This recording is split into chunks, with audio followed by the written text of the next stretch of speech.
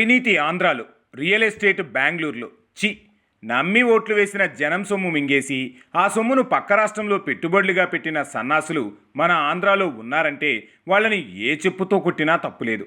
నిజమే, ఆంధ్ర లిక్కర్ కుంభకోణంలో హవాలా లెక్కల్లో కొన్ని లక్షల కోట్లు దేశం దాటిపోతే కొన్ని వేల కోట్లు పక్క రాష్ట్రాల్లో రియల్ ఎస్టేట్ ఇన్వెస్ట్మెంట్ రూపంలో బినామీల సాక్షిగా మళ్లిపోయాయి. తాజాగా పోలీసులు తొక్కిపట్టి నారతీస్తున్న గోవిందప్ప నోరు విప్పితే వైకాపా పార్టీ కాయాకచూరి అవ్వడం ఖాయం. అయితే ఇక్కడ చాలా ముఖ్యమైన లెక్క ఒకటి బయటకు వస్తోంది. అదేంటంటే, ఈ స్కామ్ ద్వారా సేకరించిన డబ్బుతో రియల్ ఎస్టేట్ రంగంలో పెట్టుబడులు పెట్టినట్లుగా సిట్ గుర్తించగా, జగన్ ఫ్యామిలీకి అత్యంత సన్నిహితుడైన గోవిందప్పతో పాటు మరో కీలక వ్యక్తి ద్వారా ఈ ముడుపులు బెంగళూరులోని రియల్ ఎస్టేట్ రంగంలోకి మళ్ళాయని తెలుస్తోంది. భలే ప్లాన్ చేశారు. లిక్కర్ స్కామ్ ద్వారా ఎక్కడి నుంచి ఎంత వస్తుంది, వాటిని ఏ మార్గాల ద్వారా రూటింగ్ చేసి రియల్ వ్యాపారంలోకి మళ్లించాలనే విషయాలపై చాలా సమావేశాలు కూడా నిర్వహించారని సమాచారం.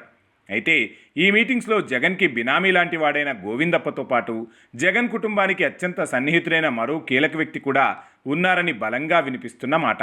మరోపక్క లిక్కర్ స్కామ్లో వచ్చిన సొమ్ముని రియల్ ఎస్టేట్ రంగంలోకి మళ్లించారని వస్తున్న ఆరోపణల లెక్క ఏంటో తెలుసా? అక్షరాల 1000 కోట్ల పైనే. ఇప్పుడు బెంగళూరులో వాటి విలువ దాదాపుగా 3000 కోట్లకు పైనే. ఒక్క ఛాన్స్ అంటూ అడుక్కున్నాడని జగన్కి అవకాశం ఇస్తే తిన్నింటి వాసాలు లెక్కపెట్టి దిగజారిన పాలనే చేశాడు.